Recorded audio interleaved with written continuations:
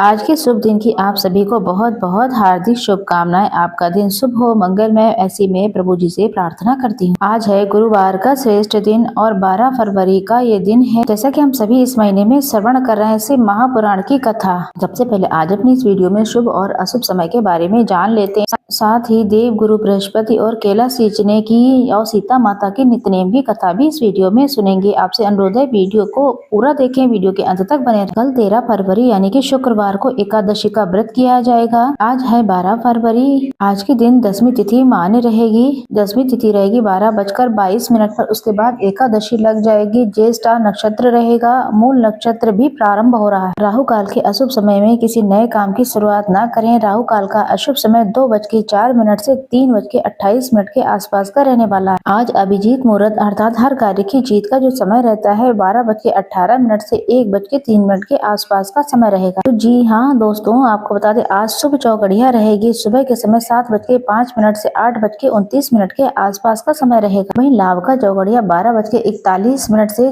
2:04 के आसपास का समय रहेगा। मैं आपको हर रोज इसी समय शुभ अशुभ समय के बारे में बताती हूँ।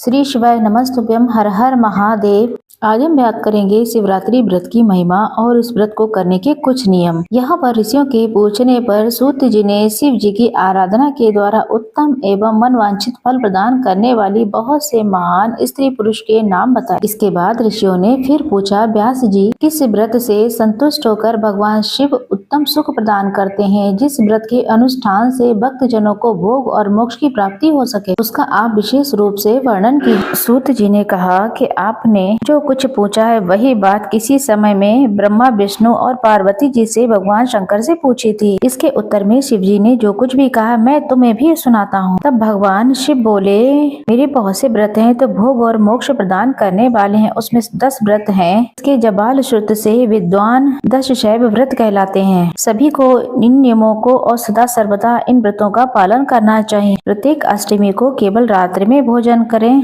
अथवा कृष्ण पक्ष की अष्टमी को भोजन का सर्वथा त्याग कर देना चाहिए। शुक्ल पक्ष की एकादशी को भोजन छोड़ देना चाहिए, क्योंकि कृष्ण पक्ष की एकादशी रात्रि में मेरा पूजन करने के पश्चात भोजन किया जा सकता है। वहीं शुक्ल पक्ष की त्रयोदशी को रात्रि में भोजन करना चाहिए, लेकिन कृष्ण पक्ष की चतुर्दशी को शिव व्रतधारी भोजन के लिए पुरुषों के लिए भोजन सर्वथा निषेध बताया गया है। दोनों पक्ष में प्रत्येक सोमवार को प्रयत्न पूर्वक रात्रि को ही भोजन करना चाहिए। शिव जी के व्रत में तत्पर रहने वाले लोगों के लिए अनिवार्य नियम है। इन सभी व्रतों में व्रत की पूर्ति के लिए अपनी शक्ति के अनुसार शिव भक्त ब्राह्मणों को भोजन कराना चाहिए। द्विजों को इन नियमों का पालन करना चाहिए। जो द्विज इनका त्याग करते हैं वो चोर होते हैं। मुक्ति मार्ग में प्रवीण मोक्ष की प्राप्ति कराने वाले 4 व्रतों का नियम पूर्वक पालन करना चाहिए। वह 4 व्रत इस प्रकार से हैं। भगवान की पूजा, रुद्र मंत्रों का जप, शिव मंदिर में उपासना, काशी में मरण, ये है मोक्ष के सनातन मार्ग। सोमवार की अष्टमी और कृष्ण पक्ष की चतुर्दशी, इन 2 तिथियों को उपवास पूर्वक व्रत करा जाए तो भगवान शिव को ये सब संतुष्ट करने वाला होता है। इसमें अन्यथा कोई विचार करने की आवश्यकता ही नहीं है। इन सब में से भी शिवरात्रि का व्रत सबसे ज्यादा बलवान बताया गया है। इसलिए भोग और मोक्ष रूपी फल की इच्छा रखने वाले उसी का पालन करना चाहिए। इस व्रत को छोड़कर दूसरा कोई मनुष्यों के हित में कोई व्रत है ही नहीं। ये व्रत सबके लिए धर्म का उत्तम साधन है। निष्काम और सकाम भाव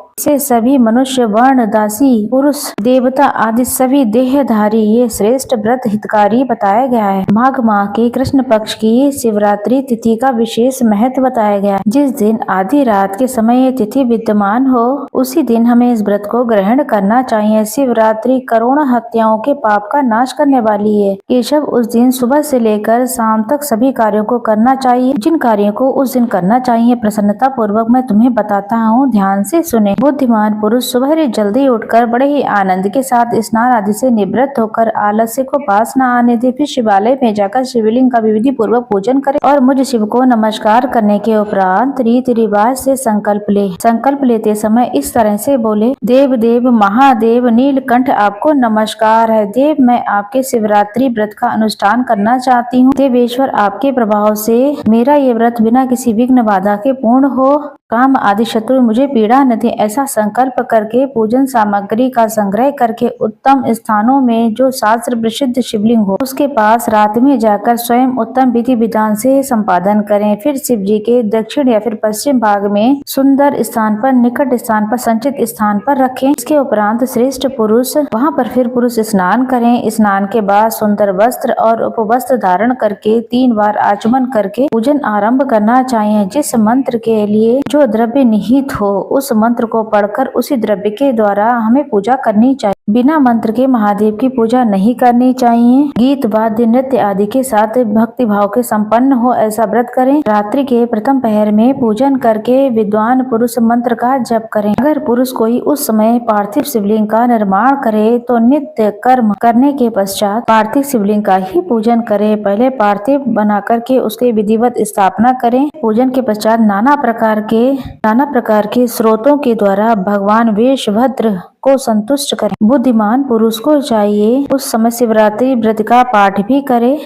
श्रेष्ठ व्रत को अपनी पूर्ति के लिए महत्व को श्रद्धा पूर्वक सुने। रात्रि के चारों पहर में 4 पार्थिव शिवलिंग का निर्माण करके आवाहन से लेकर विसर्जन तक क्रमशः उनकी पूजा करें। बड़े ही उत्सव के साथ प्रसन्नता पूर्वक जागरण करें। प्रातः काल स्नान करके पार्थिव शिव का स्थापन और पूजन करें। इस तरह व्रत को पूरा करने के बाद हाथ जोड़कर मस्तक झुकाकर बारंबार नमस्कार पूर्वक भगवान स्वयंभू से इस प्रकार प्रार्थना करें। महादेव, आपकी आज्ञा से मैंने जो व्रत ग्रहण किया था, हे स्वामी, ये परम उत्तम व्रत पूर्ण हो गया है, अतः अब मैं उसका विसर्जन करती हूँ। देवेश्वर, सर्व यथाशक्ति किए गए इस व्रत से आज मुझ पर आप कृपा करके संतुष्ट हों। तत्पश्चात शिव को पुष्पांजलि समर्पित करके विधि पूर्वक दान दें। फिर शिव को नमस्कार करके व्रत संबंधी नियमों का विसर्जन कर दें। अपनी शक्ति के अनुसार शिव भक्त ब्राह्मणों और विशेषकर सन्यासियों को भोजन कराकर संतुष्ट करें। साथ के साथ फिर स्वयं भी भोजन करें। हर शिवरात्रि को प्रत्येक पहर में श्रेष्ठ शिव भक्त को इस प्रकार विशेष पूजा करनी चाहिए, उसी बताता हूँ। प्रथम पहर में पार्थिव शिवलिंग की स्थापना करके अनेक सुंदर उच्चारणों द्वारा भक्ति भाव से पूजा करें। पहले गंध, पुष्प आदि 5 तरीके के द्रव्य द्वारा से सदा महादेव की पूजा करनी चाहिए। उस द्रव्य से संबंध रखने वाले मंत्र का उच्चारण करके पृथक पृथक वह द्रव्य समर्पित करें। इस प्रकार द्रव्य समर्पित करने के पश्चात भगवान शिव को जलधारा अर्पित करें। विद्वान पुरुष चढ़े हुए द्रव्यों को जलधारा से ही उतारे। जलधारा के साथ साथ 108 मंत्र का जप करके निर्गुण सगुण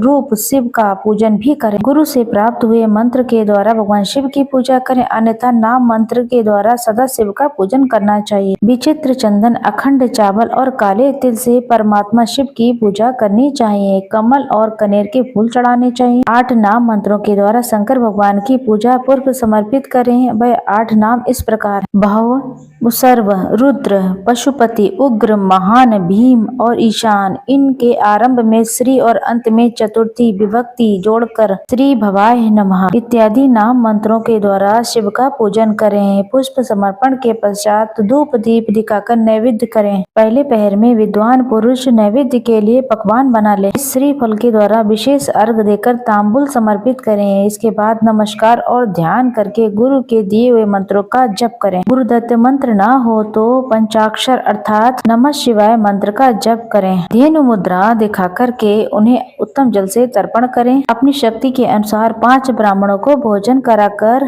या फिर कराने का संकल्प लें। जब तक पूरा पहला पहर पूर्ण ना हो जाए तब तक महान उत्सव करते रहें। दूसरा पहर आरंभ होने पर पुनः पूजन का संकल्प करें। अतः या तो चारों पहर का संकल्प एक ही बार में करके पहले पहल की भांति पूजा करता रहे। पहले पूर्वोक्त द्रव्यों से पूजन करें, के बाद जलधारा समर्पित करें। प्रथम पहर की पूजा दुगने मंत्रों का जप करके शिव जी की पूजा करें। पूर्वोक्त तेल, जौ के पुष्पों से शिव की अर्चना करें। विशेषता बेल पत्रों से परमेश्वर शिव का पूजन करना चाहिए। दूसरे पहर में बिजोरा अर्थात नींबू के साथ अर्घ देकर खीरे का नैवेद्य निवेदित करें। जनार्दन, इससे पहले की अपेक्षा मंत्रों की आवृत्ति दुगनी होनी चाहिए। फिर ब्राह्मणों को भोजन कराने का संकल्प करें। शेष सारी बातें पहले की बात ही तब तक करता रहे जब तक दूसरा पहर पूरा ना हो जाए। तीसरा पहर आने पर पूजन तो पहले के समान ही करना है, लेकिन जौ के स्थान पर गेहूं का उपयोग करें और आंख के फूल चढ़ाएं। इसके बाद नाना प्रकार के धूप दीप दिखाकर कुएं का नैवेद्य लगाएं। इसके बाद भक्ति भाव उन्हें शाक भी अर्पित करें। इस प्रकार पूजन करने के बाद कपूर से आरती उतारें, अनार के फल के साथ अर्घ दें अथवा दूसरे पहर की अपेक्षा दुगना मंत्र जाप करें। इसके उपरांत दक्षिणा सहित ब्राह्मण को भोज का संकल्प लें। तीसरा पहर पूरे होने से तक वह लगातार उत्सव करता रहे। चौथा पहर आने के बाद तीसरे पहर की पूजा का विसर्जन कर दे। पुनः आवाहन करके आदि करके विविध तरीके का पूजन करें। उड़द, कंगनी, मूंग, सप्तधान, शंख पुष्प तथा बिल्व बेल पत्रों से परमेश्वर का शंकर का पूजन करें। इस पहर में भांति भांति की मिठाइयों का भोग लगाएं अथवा उड़द के बड़े आदि बनाकर सदा शिव को संतुष्ट करें। केले के फल के साथ अथवा अन्य विविध फलों के साथ शिव को अर्घ दें। तीसरे पहर की अपेक्षा दुगना मंत्र जाप करें और यथाशक्ति ब्राह्मण भोज का संकल्प लें। गीत वाद्य और नृत्य से शिव की आराधना करें, समय बिताएं। भक्ति और भक्त जनों की महान उत्सव करते रहना चाहिए जब तक अरुणोदय न हो जाए। अरुणोदय होने पर पूर्णतः स्नान करके भांति भांति के प्रायोजन करें अर्थात उपहारों द्वारा शिव की स्तुति करें। तत्पश्चात अपना अभिषेक कराएं, नाना प्रकार के दान दें और प्रहर की संख्या के अनुसार ब्राह्मण और सन्यासियों को अनेक प्रकार के भोज्य पदार्थों से संतुष्ट करें। फिर शंकर जी को नमस्कार करके पुष्पांजलि दें और बुद्धिमान पुरुष उत्तम स्तुति करके मंत्र जाप करें और प्रार्थना करें, सुखदायक कृपा निधान शिव, मैं आपका हूँ, मेरे प्राण आपके ही लगे हैं और मेरा चित्त सदा आपका ही चिंतन करता है। जैसा आप उचित समझें वैसा करें। भूतनाथ में न जान कर यहाँ अनजान में जो तप पूजा पाठ किया है उसे समझकर आप दया सागर होने के नाते आप मुझ पर प्रसन्न हो। इस उपवास व्रत से जो मुझे फल प्राप्त हुआ है उसी से सुखदायक भगवान शंकर मुझ पे प्रसन्न हो। हे महादेव, मेरे कुल में सदा आपका भजन होता है। इस तरीके से प्रार्थना करने के पश्चात भगवान शिव को पुष्पांजलि समर्पित करके ब्राह्मणों से तिलक और आशीर्वाद ग्रहण करें। के बाद शंभू का विसर्जन करें। आपने जो व्रत किया है इस व्रत का वर्णन नहीं किया जा सकता है। कोई ऐसी वस्तु नहीं है जिससे शिव और रात्रि के व्रत भर करने वाले उसे दे न डालो। इस तरीके से अनायास ही व्रत का पालन हो गया। उसके लिए भी अवश्य मुक्ति का मार्ग बो दिया गया है। मनुष्य को प्रतिमान भक्ति पूर्वक शिवरात्रि का व्रत करना चाहिए। इसके उपरांत इसका उद्यापन करने के लिए मनुष्य सांगोपांग फल प्राप्त करता है। इस व्रत का पालन करने से मैं शिव निश्चित ही उपासक के समक्ष दुखों का नाश कर देता हूँ, भोग मोक्ष आदि संपूर्ण मनवांछित फल प्रदान करता हूँ। सूत जी कहते हैं, महर्षि भगवान शिव का ये अत्यंत हितकारी और अद्भुत वचन सुनकर भगवान विष्णु स्वयं अपने धाम की तरफ लौट आए। इसके बाद इस उत्तम व्रत को अपना हित चाहने वाले लोगों में प्रचार हुआ। किसी समय केशव ने नारद जी से भोग और मोक्ष देने वाले इस दिव्य शिवरात्रि व्रत का वर्णन किया था। तो प्रिय श्रोता जनों, कोटि रुद्र संहिता में शिवरात्रि व्रत के उद्यापन की भी विधि बताई गई है। तो आइए इस शुभ मौके पर इसे भी हम जान लेते हैं। ऋषि बोले, सूत जी, अब मैं शिवरात्रि व्रत की उद्यापन विधि बताइए। इसका अनुष्ठान करने से साक्षात भगवान शिव शंकर निश्चित ही प्रसन्न हो जाते हैं। सूत जी ने कहा, ऋषियों, तुम लोग भक्ति भाव से आदर पूर्वक शिवरात्रि व्रत के उद्यापन की विधि सुनो, जिसका अनुष्ठान करने से ये व्रत पूर्णतः फल देने वाला होता है। लगातार 14 वर्षों तक शिवरात्रि के शुभ व्रत का पालन करना चाहिए। त्रयोदशी तिथि को एक समय भोजन करके चतुर्दशी को पूरा उपवास करना चाहिए। शिवरात्रि के दिन नित्य कार्य संपन्न करने के बाद शिवालय में जाकर विधि पूर्वक शिव जी का पूजन करके तत्पश्चात यत्न पूर्वक एक मंडल बनाए जो तीनों लोकों में गौरी तिलक के नाम से प्रसिद्ध है। उसके मध्य में दिव्य लिंगोत्भद्र रचना करें मंडल की, अथवा मंडल के भीतर सर्वभद्र मंडल का निर्माण करें। वहां पर प्रजापति कलशों की स्थापना करनी चाहिए। ये शुभ कलश वस्त्र दक्षिणा के साथ होने चाहिए। सबको मंडप में पार्श्व भाव में यत्न पूर्वक स्थापित करें। मंडप के मध्य भाग में सोने का, एक दूसरे में तांबे का और